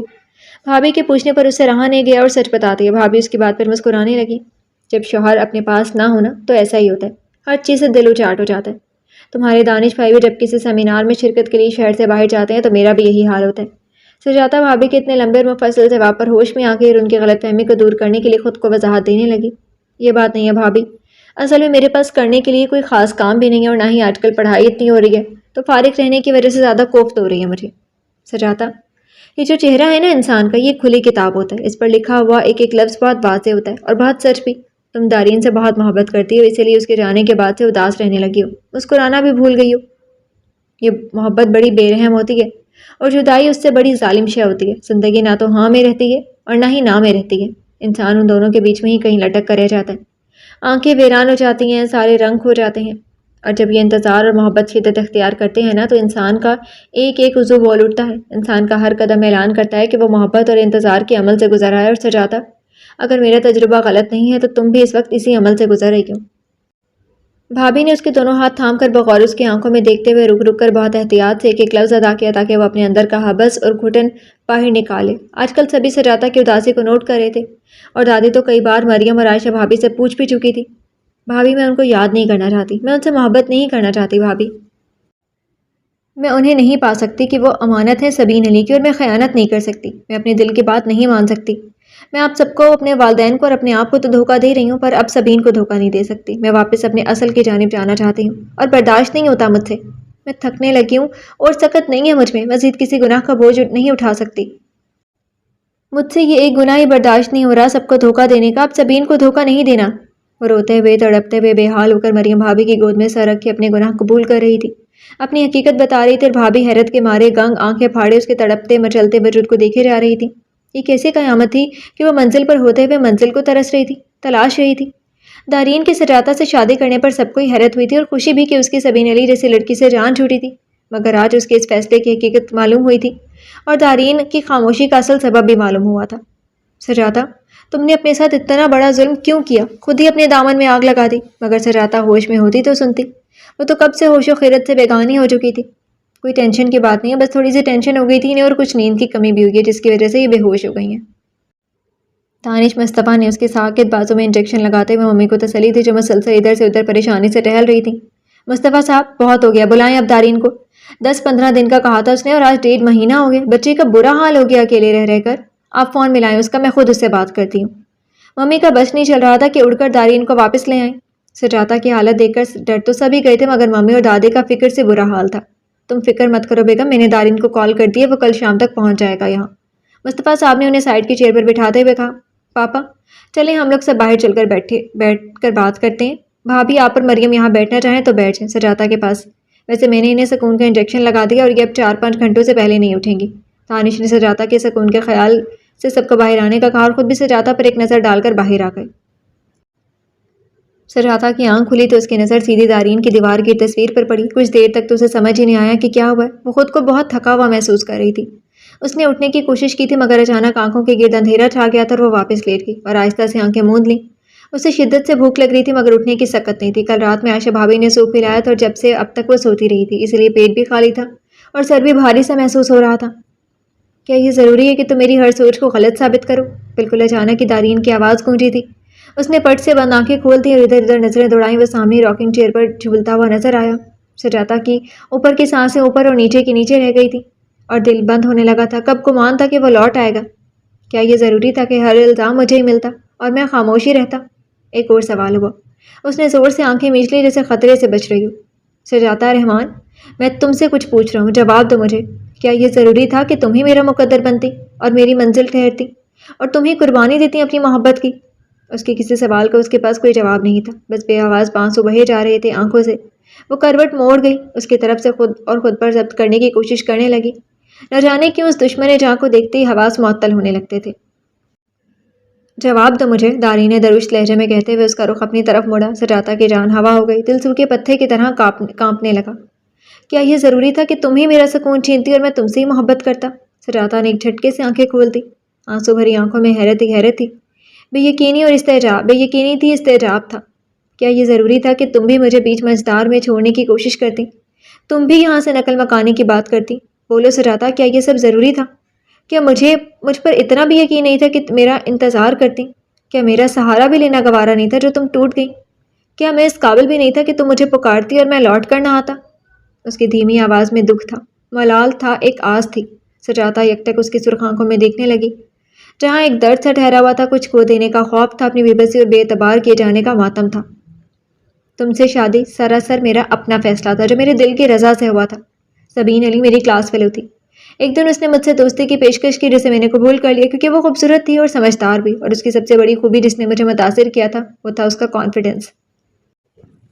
आहिस्ता आहिस्ता हमारी दोस्ती बढ़ती गई और हम यूनिवर्सिटी से बाहर भी मिलने लगे और अक्सर हमारी शामें भी बाहर गुजरने लगी। मैं बहुत खुश था उन दिनों, क्योंकि मुझे लगता था कि सबीन ही वो लड़की है जिसकी मुझे तलाश थी। मगर मेरी ये खुशी सिर्फ चंद दिनों की थी। एक दिन पापा ने मुझे अपने कमरे में बुलाया और कुछ इधर उधर की बातों के बाद मुझसे सबीन के बारे में पूछा तो मैं चौंक गया। मैंने उनसे ये नहीं पूछा कि उनको सबीन के बारे में कैसे मालूम हुआ, क्योंकि मैं जानता था कि वह हम सब भाइयों की बहुत केयर करते थे, इसलिए वो हमारी शब रोज़ के रूटीन से भी वाकिफ़ रहते थे। मैंने उन्हें बता दिया कि मैं सबीन को पसंद करता हूँ और उससे शादी भी करना चाहता हूँ। मेरी बात सुनकर वो कुछ देर के लिए बिल्कुल खामोश हो गए थे और पहली बार ज़िंदगी में ऐसा हुआ था कि वो मेरी किसी खुशी पर या मेरी किसी ख्वाहिश पर यूँ खामोश हुए थे, और उस वक्त मुझे उनकी ये खामोशी बहुत बुरी लगी थी। मुझे ऐसा महसूस हुआ था कि दूसरे बेरिवायती वालिदैन की तरह पापा भी मेरी इस ख्वाहिश को अपनी ज़िद बना लेंगे, क्योंकि सबीन अली मेरे पापा के कारोबारी हरीफ अली ग्रुप ऑफ इंडस्ट्रीज़ के मालिक की बेटी थी। मगर उन्होंने कुछ देर में ही ये कहकर कि उन्हें मेरी इस ख्वाहिश पर कोई एतराज़ नहीं है, वो मेरी शादी सबीन से करने पर रजामंद है, बिल्कुल गलत साबित कर दिया था। और उस दिन अपने वालिदैन की कदर व मंजिलत मेरी नज़र में और बढ़ गई थी। उस वक्त मैं नहीं जानता था कि मैं सही हूँ या गलत। मेरी नज़र में सिर्फ सबीन का खूबसूरत सरापा था, उसकी जादुई बातें थी। और फिर जब मैंने सबीन अली से शादी का जिक्र किया तो वो इस कदर खुश हुई कि जैसे मुझसे शादी उसकी भी सबसे बड़ी ख्वाहिश हो। यूँ हमारी मंगनी हो गई। अब ये एक अलग मामला है कि मंगनी पर उसके डैडी यानी अली साहब कैसे राजी हुए।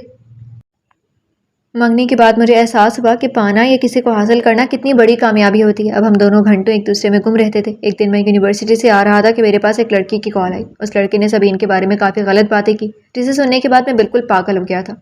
मैंने उस लड़के से मालूम करने की बहुत कोशिश की कि उसका सबीन से क्या ताल्लुक़ है, मगर उसने अगले दिन का कहकर लाइन काट दी। फिर अक्सर ही ये होने लगा था। वो लड़का सबीन के बारे में जो कुछ भी कहता था वो बिल्कुल सच हुआ करता था, सिवाय उस पहले दिन की बात के जब उसने कहा था कि सबीन अली एक तलाक याफ्ता है और उसकी शादी लंदन में हुई थी, इसलिए कोई भी उसकी शादी से यहाँ वाकिफ़ नहीं है सिवाय उसके चंद एक करीबी रिश्तेदारों के। और फिर आहिस्ता आहिस्ता सबीन अली मुझ पर खुलती चली गई थी। वह सारा दिन मेरे साथ और अपनी शामें अपने बॉयफ्रेंड्स के साथ गुजारा करती थी। اگر میں اسے خود اپنی آنکھوں سے مون لائٹ کلب میں ڈانس کرتے ہوئے نہ دیکھتا تو شاید اس لڑکی کی بات پر کبھی اعتبار نہ کرتا۔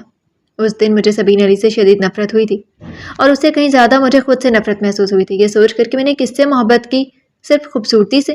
اس لیے مجھے ملی بھی خوبصورتی، مگر صرف چہرے کی، کردار کی خوبصورتی کا تو مطلب ہی معلوم نہیں تھا سبین کو۔ اور اس دن میں نے خود سے عہد کر لیا تھا کہ میں سبین کو اس کے جھوٹ کی سزا دے کر ہی رہوں گا۔ وہ کچھ دیر کو سانس لینے کے لیے رکا۔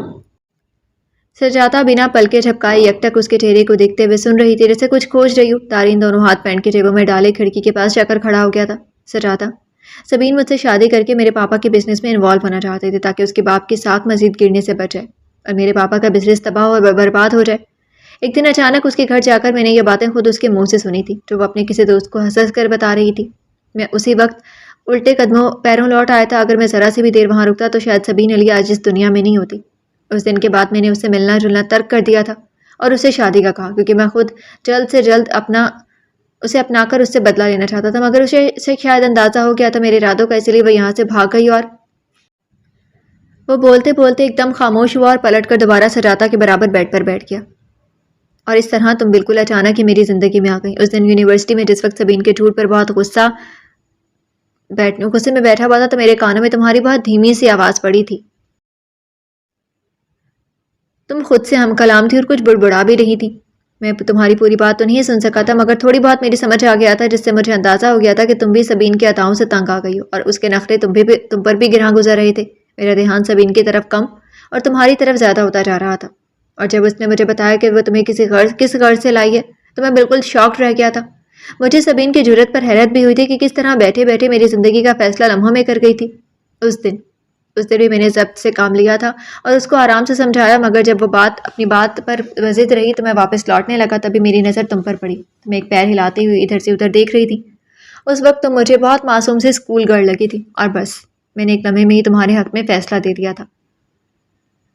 سجادہ نے اچانک کچھ دیر بعد چادر ہٹا کر کھڑے ہونے کی کوشش کی، مگر داری نے اس کے اچانک کھڑے ہونے پر احتجاجاً اس کا ہاتھ پکڑ کر اسے واپس بٹھانا چاہا، مگر سجادہ نے جھٹکے سے اپنا ہاتھ چھڑا لیا اور غصے سے دارین کی طرف دیکھنے لگی۔ میری بات ابھی ختم نہیں ہوئی ہے، بلکہ اب شروع ہوئی ہے۔ مسٹر دارین، بہت ہو گئی آپ کی رحم کہانی۔ نہ تو میں معصوم ہوں اور نہ ہی اسکول گرل جو آنکھ بند کر کے آپ کے دکھائے ہوئے راستے پر چلوں۔ حد ہوتی ہے جھوٹ کی۔ کسی لڑکی کی کردار پر انگلی اٹھاتے ہوئے شرم آنی چاہیے آپ کو۔ آپ نے یہ کیسے سوچ لیا کہ میں آپ کی باتوں پر ایمان لے آؤں گی؟ آج آپ کو معلوم ہوا کہ میں آپ سے محبت کرنے لگی ہوں تو آپ نے مجھے وقت گزاری کا ذریعہ بنانے کی پوری کوشش کر ڈالی۔ کل تک ہماری شادی ایک ایگریمنٹ تھی، اور آج آپ یہ ثابت کرنا چاہ رہے ہیں کہ میں آپ کی دلی خواہش تھی۔ اگر ایسی ہی بات تھی تو آج ہماری شادی کو 6 ماہ ہو گئے ہیں۔ آج تک آپ خاموش کیوں رہے؟ کیسے انتظار میں کہ کب میں ہارتی ہوں اور کب آپ کے قدموں میں گر کر محبت کی بھیک مانگتی ہوں؟ آپ سے محبت ضرور کی ہے میں نے، مگر نہ تو میں اپنی زبان سے مکروں گی اور نہ ہی سبین کی امانت میں خیانت کروں گی۔ وہ آگے بھی بولنا چاہ رہی تھی، مگر دارین کا زناٹے دار چانٹا اسے خاموش کر گیا تھا۔ سجادہ اپنے گال پر ہاتھ رکھے 2 قدم پیچھے ہٹی اور دیوار سے لگ کر کھڑی ہو گئی تھی۔ سجادہ، اگر ایک لفظ بھی تمہارے منہ سے نکلا تو یاد رکھنا آج میں تمہیں نہیں چھوڑوں گا۔ تم نے کیا سمجھا ہے مجھے؟ شوہر ہوں تمہارا، تم پر پورا حق رکھتا ہوں اور جو چاہوں وہ کر سکتا ہوں، اور تم بس دیکھتی رہ جاؤ گی۔ مگر میں ان مردوں میں سے نہیں جو زن مرید ہوتے ہیں، اور نہ ہی ان مردوں میں سے ہوں جو عورت کو کھلونا سمجھتے ہیں۔ میں اگر آج تک خاموش رہا تو اس لیے کہ میں تمہیں تمہاری رضا سے ہی حاصل کرنا چاہتا تھا، اور ساتھ ہی مجھے سبین کو تمہارے سامنے بے نقاب کرنے کے لیے ثبوتوں کی بھی ضرورت تھی۔ مگر تم نے آج بہت غلط الفاظ کہے سجادہ، دکھ پہنچایا تم نے مجھے اور بہت غلط سمجھا ہے مجھے تم نے۔ میں تمہاری ساری غلط فہمی جلد ہی دور کر دوں گا، بہت جلد۔ دارین غصے سے درشت لہجے میں اسے انگلی اٹھا کر تنبیہ کرتا ہوا باہر نکل گیا تھا۔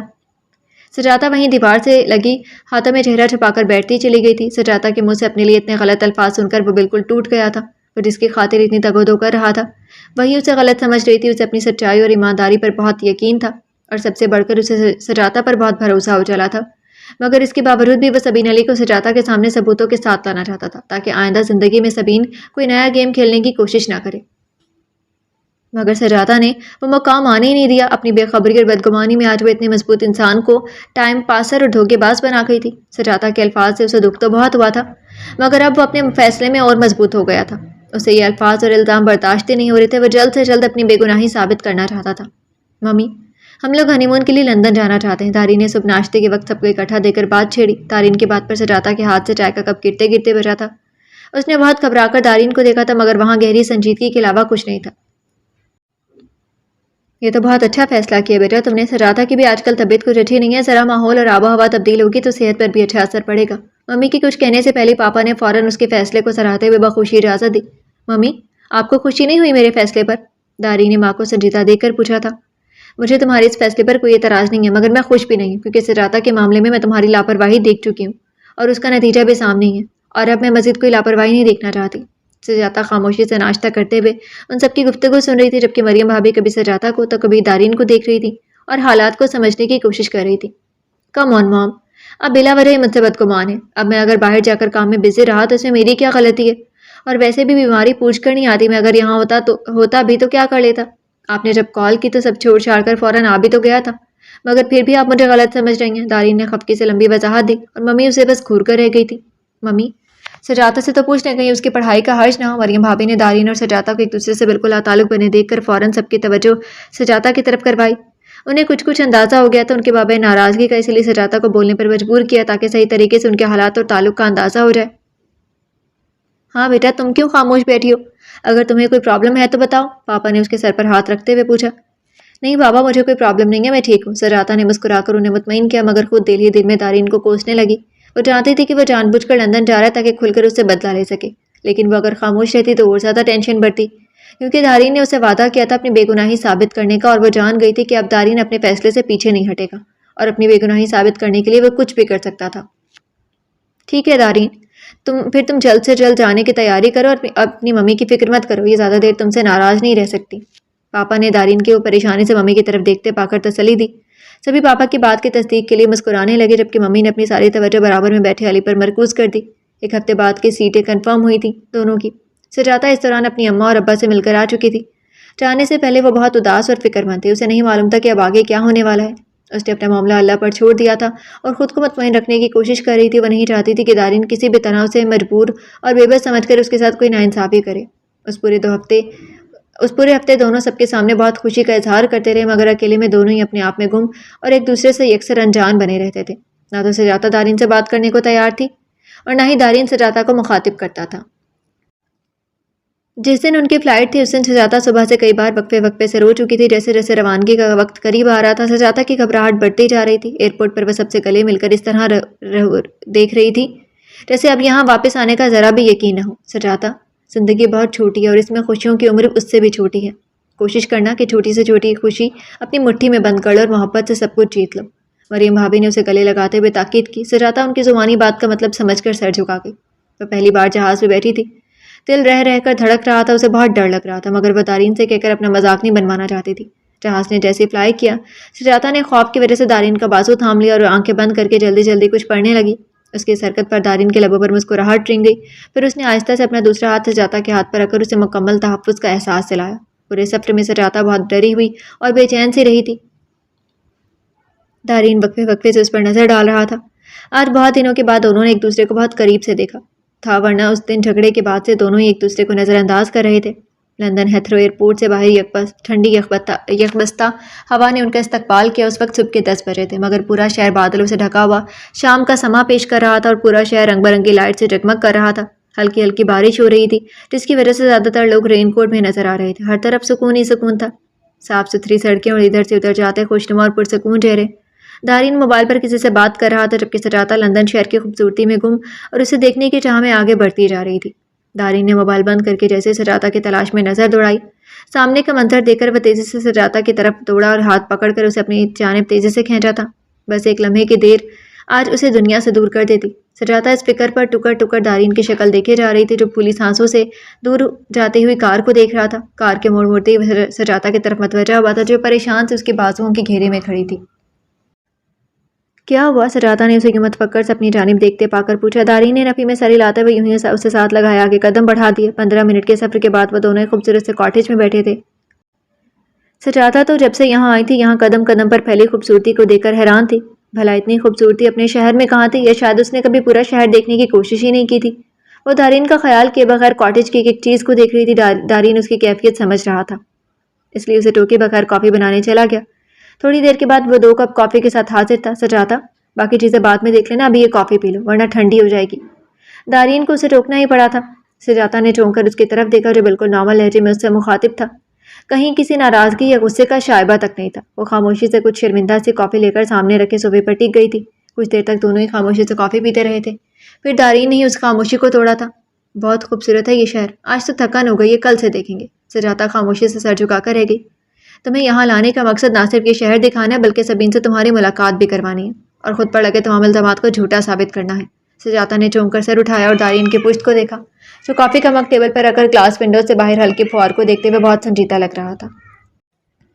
میں جانتا ہوں تم آج بھی مجھ پر اعتماد نہیں کرتے، یقیناً تم نے یہاں آنے کا مقصد کسی بدلے یا انتقام کو لیا ہوگا، وہ ہنوز باہر دیکھتے ہوئے بولا۔ سجاتا کے لیے اس وقت دارین کی سوچ کو پڑھنا مشکل ہو رہا تھا کیونکہ وہ اس کے چہرے کو دیکھنے سے قاصر تھی، اور اس کے بعد تم جو چاہو گے وہی ہوگا۔ میرے لیے کل بھی تمہاری رضا اہم تھی اور آج بھی اہم ہے، مگر ایک بات ذہن میں رکھو کہ تمہارا فیصلہ جو بھی ہو لیکن علیحدگی نہیں ہونا چاہیے، کیونکہ میں اپنی زندگی میں تمہیں کبھی آزاد نہیں کروں گا۔ ہاں، میرے مرنے کے بعد تم بالکل آزاد ہوگی۔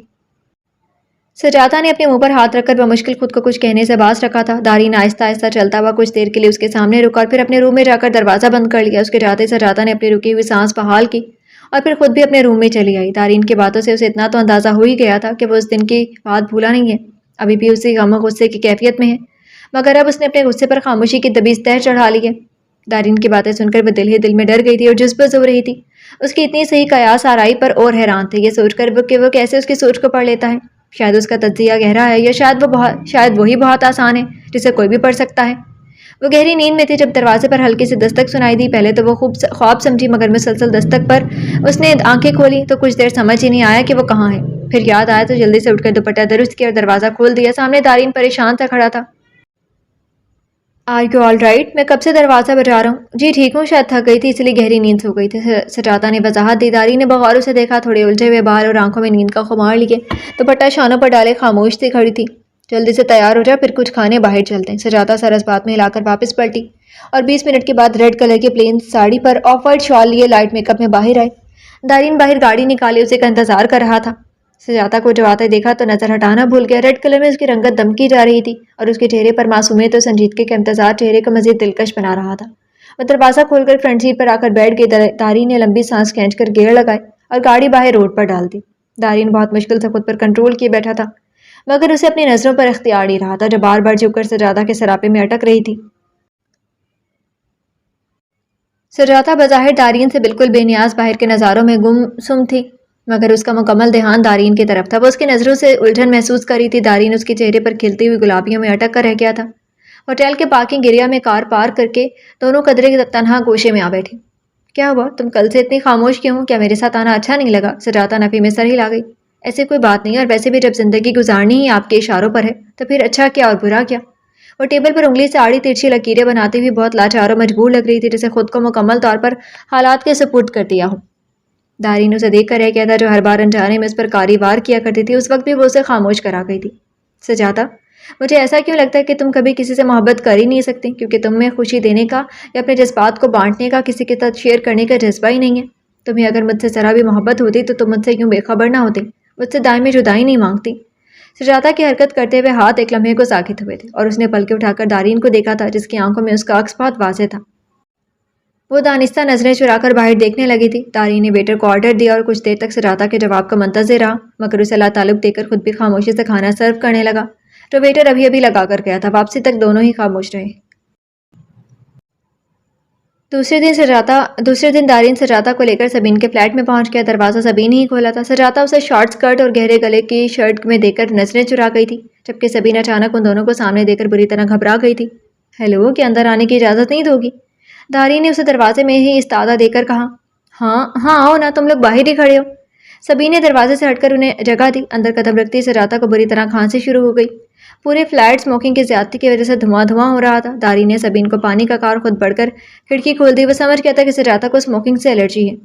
تم لوگ یہاں کیسے ہیں؟ مجھے بتا تو دیا ہوتا۔ سجاتا، تم سناؤ کیسی ہو؟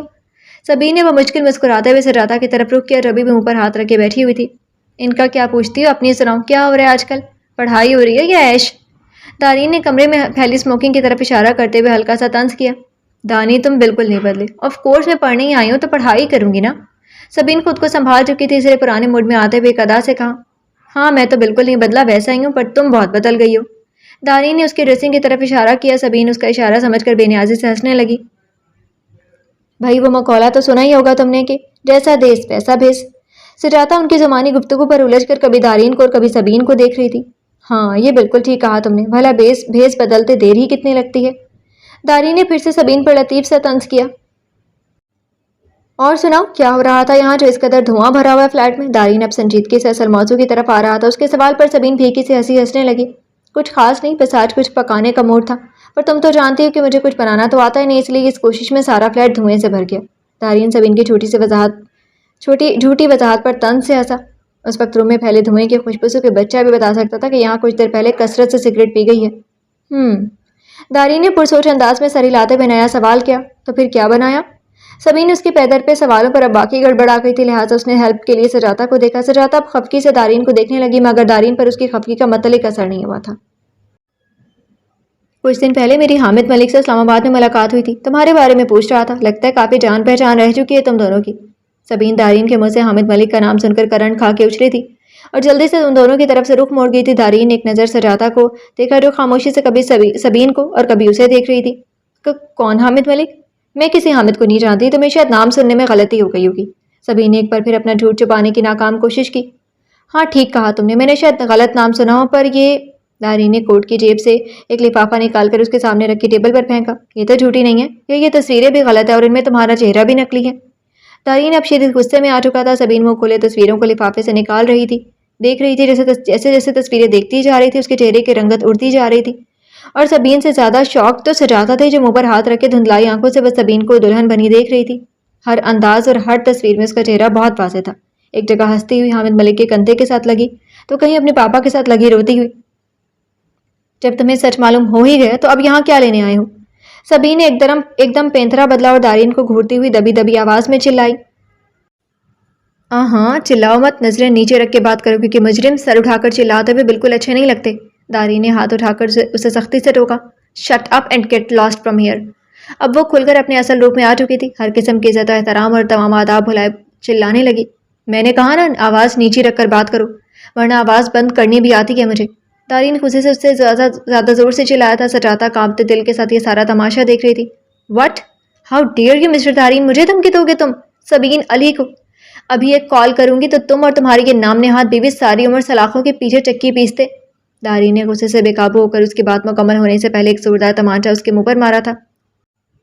سبین اس اچانک حملے کے لیے بالکل بھی تیار نہیں تھی، لڑکھڑا کر دیوار سے جا لگی۔ سجاتا کا نام اپنی زبان پر لا کر گندا مت کرو، تم جگہ جگہ گھومنے والی، تم کیا جانو کہ ایک عزت دار عورت کا نام کیسے لیا جاتا ہے؟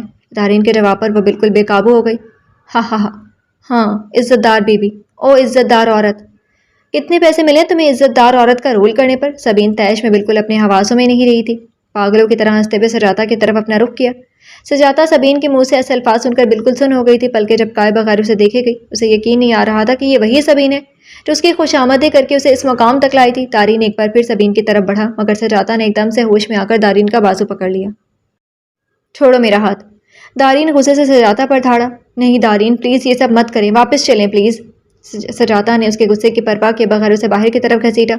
سبین نے ان دونوں کو بحث میں الجھا دیکھا تو جلدی سے قریب پڑا گلدان اٹھا کر دارین کی طرف پھینکا، مگر سجاتا کے بیچ میں آنے پر وہ سیدھا جا کر سجاتا کے سر پر لگا اور وہ ایک چیخ کے ساتھ نیچے گرتی کہ دارین نے اسے سنبھال لیا۔ سبین تیزی سے دروازہ کھول کر باہر بھاگ گئی۔ دارین نے ایک نظر سبین کو دیکھا اور اس کے پیچھے جانے کی کوشش کی، مگر سجاتا نے سختی سے اس کا ہاتھ پکڑ لیا تھا۔ آپ کو میری قسم ہے، چلے یہاں سے۔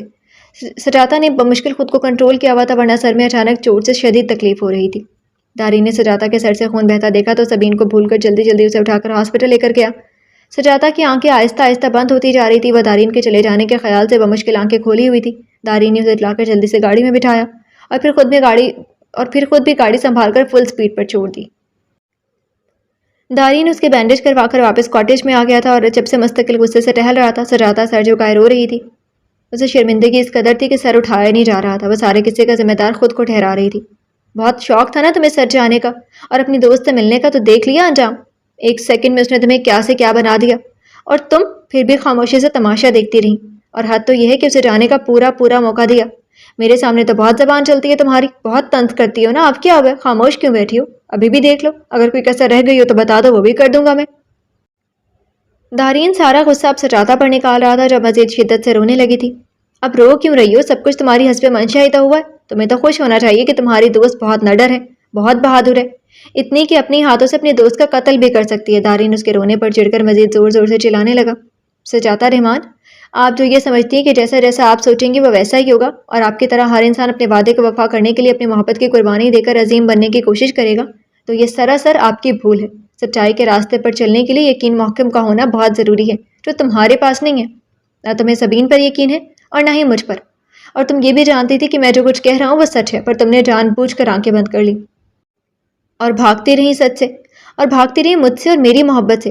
تم جانتی تھی کہ سبین علی غلط ہے، پھر بھی تم نے اسے غلط نہیں کہا، کیونکہ تمہیں ڈر تھا کہ اگر تم یہ سچ کہہ دو گی تو ایک اور سچ بھی کہنا پڑے گا کہ تم مجھ سے محبت کرتی اور میرے بغیر نہیں رہ سکتی، مگر تم نے اپنے ساتھ ساتھ مجھے بھی اذیت میں مبتلا رکھا۔ دارین تھک کر اس کے سامنے چیئر رکھ کر بیٹھ گیا۔ کچھ دیر تک خاموش فضا میں سجاتا کی ہچکیوں کی آواز گونجتی رہی۔ کم از کم اپنی محبت پر تو یقین کیا ہوتا۔ کہتے ہیں جس انسان سے محبت ہوتی ہے اس کے قدموں کی پہچان بھی ہو جاتی ہے اور اس کی سوچ پڑھ لیتا ہے انسان۔ تم نے تو واقعی مجھ سے محبت نہیں کی تھی، تم عادی ہو گئی تھی میرے وجود کی، جب بھی میری غیر موجودگی میں بیمار پڑ گئی۔ سجاتا نے ایک جھٹکے سے سر اٹھایا اور کاٹدار نظروں سے دارین کو دیکھنے لگی۔ وہ بھی اس وقت اسے ہی دیکھ رہا تھا۔ الزام مت لگائیں مجھ پر اور میری محبت پر۔ اگر میں نے یقین نہیں کیا آپ پر تو آپ نے کب کو یقین کا جگنو میرے ہاتھ میں دیا تھا، اور کب کو یہ لفظ ایسا کہا تھا کہ میں خوش فہم ہو جاتی اور ساری بدگمانی اور اجنبیت ختم کر کے آپ کا ہاتھ تھام لیتی۔ ہمیشہ آپ نے مجھے آنکھیں بند کرنے پر مجبور کیا۔ سبین سے آپ کی بات ہوئی تھی پر مجھے بتانا ضروری نہیں سمجھا، اور پھر جو کچھ آپ کو سبین کے بارے میں معلوم ہوا آپ نے کبھی مجھے اس کی ہوا بھی نہیں لگنے دی۔ جھوٹ مت بولو، میں نے اسلام آباد سے آ کر تمہیں پوری بات بتانے کی کوشش کی تھی، مگر تم نے نہیں سنی بلکہ الٹا مجھ پر ہی الزام لگا دیا۔ داری نے درمیان میں اسے ٹوکا تھا۔ ہاں تو کیا غلط کیا؟ اتنے عرصے تک یہ جانتے ہوئے بھی کہ میں آپ سے محبت کرنے لگی ہوں اور آپ کی طرف سے کسی فیصلے کی منتظر ہوں، آپ میری بے بسی کا تماشا دیکھتے رہے اور اسلام آباد جاتے ہوئے بھی مجھ سے ملنا ضروری نہیں سمجھا، یہ جانتے ہوئے بھی کہ میں اس دن 2 بار گھر پر کال کر چکی تھی صرف آپ کی آواز سننے کے لیے۔ آپ تماشا دیکھتے رہے اور یہ انتظار کرتے رہے کہ کب میں خود آگے بڑھ کر اظہار کروں۔ اسلام آباد جا کر بیٹھ گئے اور جب معلوم ہو گیا اپنی کامیابی کا تو بھاگے چلے آئے صفائیاں دینے اور خود کو بے گناہ ثابت کرنے کے لیے۔ اگر سبین نے میرے ساتھ دھوکہ کیا ہے تو آپ نے کون سی وفا کی ہے؟ اتنے عرصے میں کبھی مجھے یہ نہیں بتایا کہ میں انتظار کے پلے سے رات سے اتر جاؤں اور ایک خوف مسلسل سے باہر نکل آؤں۔ دارین ہونٹ بھینچے مجرموں کی طرح سر جھکائے سب سنتا رہا۔ کیا یہ ضروری ہے کہ تم میری ہر سوچ ہر دعوے کو غلط ثابت کرو؟ دارین نے پہلے بھی ایک بار پوچھا ہوا سوال آج ایک بار پھر دہرایا تھا۔ سجاتا نے سو کرتے ہوئے ہاں میں گردن ہلائی۔ ہاں ضروری ہے، جب آپ غلط سوچیں اور ایسے دعوے کے ساتھ میرے سامنے پیش کریں تو میں اسے غلط ثابت کر دوں۔ سجاتا نے تپے ہوئے انداز میں دوبدو جواب دیا۔ داری نے ٹھنڈی سانس کھینچ کر بالوں میں ہاتھ پھنسائے اور چیئر کے ساتھ ٹیک لگا کر چھت کی طرف دیکھا۔ سجاتا سائڈ سے نکل کر اپنے کمرے میں چلی گئی۔ دارین نے ذرا سی گردن موڑ کر اسے دیکھا اور پھر بڑبڑانے لگا۔ انگور کھٹے ہیں دارین مصطفیٰ، دال اتنی جلدی نہیں گلنے والی، اور پھر خود بھی ایک جست میں چیئر سے کھڑا ہو کر اپنے روم میں آ گیا۔ آدھے گھنٹے کے بعد بلو پینٹ اور بلیک شرٹ پر بلیک جیکٹ پہنے باہر نکلا تو موسم ابر آلود دیکھ کر واپس اندر آیا اور سجاتا کے کمرے کو ناک کر کے اندر آ گیا۔ وہ بھی کپڑے چینج کر کے لیٹی ہوئی تھی اور ایک بازو آنکھوں پر رکھے دارین کو اندر آتے دیکھ چکی تھی۔ وہ بھی جا کر سیدھا اس کے سر پر کھڑا ہو گیا۔ یار اب ناراضگی چھوڑو، پھر کبھی لڑ لینا، زندگی پڑی ہے، آج موسم بہت اچھا ہو رہا ہے، چلو کہیں گھوم کر آتے ہیں۔ دارین نے آنکھوں پر سے اس کا بازو ہٹاتے ہوئے کہا۔ سجاتا نے غصے سے اس کا ہاتھ جھٹکا اور کروٹ لے کر چادر سر تک تان لی۔ سجاتا، اگر 10 منٹ کے اندر اندر تیار ہو کر باہر نہیں آئے تو یاد رکھنا ایسے ہی اٹھا کر لے جاؤں گا۔ اپنی بات کہہ کر رکا نہیں، سیدھا باہر نکلتا چلا گیا۔ سجاتا کو ناچار اٹھنا ہی پڑا۔ تھوڑی دیر میں وہ نیوی بلو کلر کی میکسی پر آف وائٹ اسکارف باندھے فرنٹ سیٹ پر آ کر بیٹھ گئی۔ اگر گھورنے سے فرصت مل گئی ہو آپ کو تو چلیں؟ سجاتا نے چبا چبا کر ایک لفظ ادا کیا۔ داری نے بمشکل اپنی مسکراہٹ چھپائی اور گاڑی سٹارٹ کی۔ کہاں جانا ہے؟ داری نے بیک پہ مرر میں پیچھے دیکھتے ہوئے سوال کیا۔ میرے آبا و اجداد لندن سے ہی تو تھے، سجاتا نے چڑھ کر جواب دیا، جس پر دارین کہا لگانے سے باز نہیں آ رہا تھا۔ او سوری یار، میں تو بھول ہی گیا تھا کہ تم پہلی بار لندن آئی ہو۔ سجاتا اس کی بات کو نظر انداز کر کے باہر تیزی سے بڑھتی ہوئی بارش کو دیکھنے لگی۔ دارین نے گاڑی میں ہیٹر آن کر کے گاڑی کی سپیڈ کم کر دی۔ پانی کی وجہ سے سڑکیں بہت چکنی ہو رہی تھی۔ یہ زیادتی ہے سجاتا، مجھے اب اس خوبصورت موسم سے بھی جیلسی ہو رہی ہے۔ سجاتا نے حیرانگی سے گردن موڑ کر دارین کی طرف دیکھا۔ اس سے پہلے کہ میں تمہاری مسکراہٹ سے جیلس ہوتا تھا، کیونکہ تمہاری ایک مسکراہٹ کے آگے میری پوری پرسنالٹی ڈاؤن پڑ جاتی ہے۔ دارین نے اس کے حیرانگی پر وضاحت دی۔ دارین کی بات پر خود بخود اس کے ہونٹے پر مسکراہٹ رنگ گئی، ساتھ ہی دارین کا نعرہ بھی، وہ مارا۔ سجاتا اب کھلکھلا کر ہنستی۔ شکر ہے یار، مطلع تو صاف ہوا، ورنہ تو برسات نے تو آج سب کچھ جل تھل کر کے رکھ دیا تھا۔ دارین نے شوخی سے اس کے سندر روپ کو دیکھتے ہوئے باقاعدہ ہاتھ اٹھا کر شکر ادا کیا، جس پر گاڑی ڈگمگا کر رہ گئی۔ دارین نے گھبرا کر جلدی سے اسٹیئرنگ کو گھما کر کار قابو میں کی۔ سجادہ مسکراتے ہوئے اتنے ویل ڈریسڈ بندے کی بدحواسیاں ملاحظہ کر رہی تھی۔ اڑا لو مذاق جتنا اڑانا ہے، دارین نے مصنوعی خفگی سے اسے گھورا۔ میں مذاق نہیں اڑا رہی بلکہ یہ دیکھ رہی ہوں کہ محبت اچھے خاصے انسان کو خبط الحواس بنا دیتی ہے۔ دارین بھی اب اس کے ساتھ مسکرانے لگا تھا۔ ہاں یہ تو ہے، پھر یہ محبت بھی قسمت والوں کو ملتی ہے اور ہم دونوں ہی بہت خوش قسمت ہے کیونکہ ہم نے محبت کو نہیں ڈھونڈا بلکہ تقدیر کے تحفہ ہمارے لیے لائی ہے۔ دارین کی بات پر سجادہ نے بے ساختہ آسمان کی طرف دیکھا اور دل ہی دل میں خدا کا شکر ادا کیا۔ ہاں یہ تقدیر ہی تو ہے جو آپ کو مجھ تک لائی ہے اور مجھے آپ کو سونپا ہے۔ ہاں یار، پر ایک بات تو ماننی پڑے گی کہ اس سارے قصے میں سبین نے بڑا کردار ادا کیا، نہ وہ ہم دونوں کو ملا کر بیچ سے ہٹتی اور نہ ہی یہ محبت ہوتی۔ سبین کے نام پر سجادہ ایک بار پھر افسردہ ہو گئی۔ اب منہ مت بناؤ، میں نے اسی لیے سبین کا نام نہیں لیا۔ دارین نے مصنوعی خفگی سے اسے ڈانٹا۔ دارین، ایک وعدہ کریں مجھ سے کہ آپ سبین سے کوئی بدلہ نہیں لیں گے اور نہ کبھی اس بات کا تذکرہ کسی اور سے کریں گے، حتیٰ کہ پاپا سے بھی نہیں۔ سبین کی بے راہ روی ہی اس کے لیے بڑی سزا ہے۔ بہت مشکل ہے اسے معاف کرنا، پر تم کہتی ہو تو آج کے بعد اس کا نام بھی نہیں سنو گی۔ سجادہ مطمئن ہو کر مسکرا دی۔ ایک اور وعدہ بھی کرے مجھ سے۔ سجادہ نے موقع اچھا دیکھ کر کہا۔ وہ کیا؟ وہ یہ کہ آپ آئندہ مجھ پر ہاتھ نہیں اٹھائیں گے اور نہ ہی بنا کسی بات کی تصدیق کے کوئی فیصلہ کریں گے۔ دارین نے گھور کر اسے دیکھا، مگر اس کے چہرے پر جگمگاتی امید کو دیکھ کر اس بات میں سر ہلا دیا۔ سجادہ نے ہلکا پھلکا ہو کر دارین کے کاندھے پر سر رکھ کر آنکھیں موند لی اور بند پلکوں سے آنے والے دنوں کے خواب دیکھنے لگی۔ دارین بھی پرسکون ہو کر ڈرائیو کرنے لگا۔ اب کوئی مشکل اور کوئی پل صراط نہیں تھا، دور تک راستہ صاف شفاف تھا۔ ختم شد۔ جی تو ڈیئر لسنرز، کیسے لگا آپ کو یہ ناول؟ میں امید کرتی ہوں پسند آیا ہوگا۔ کمنٹ سیکشن میں اپنا فیڈ بیک ضرور دیجیے گا۔ شکریہ۔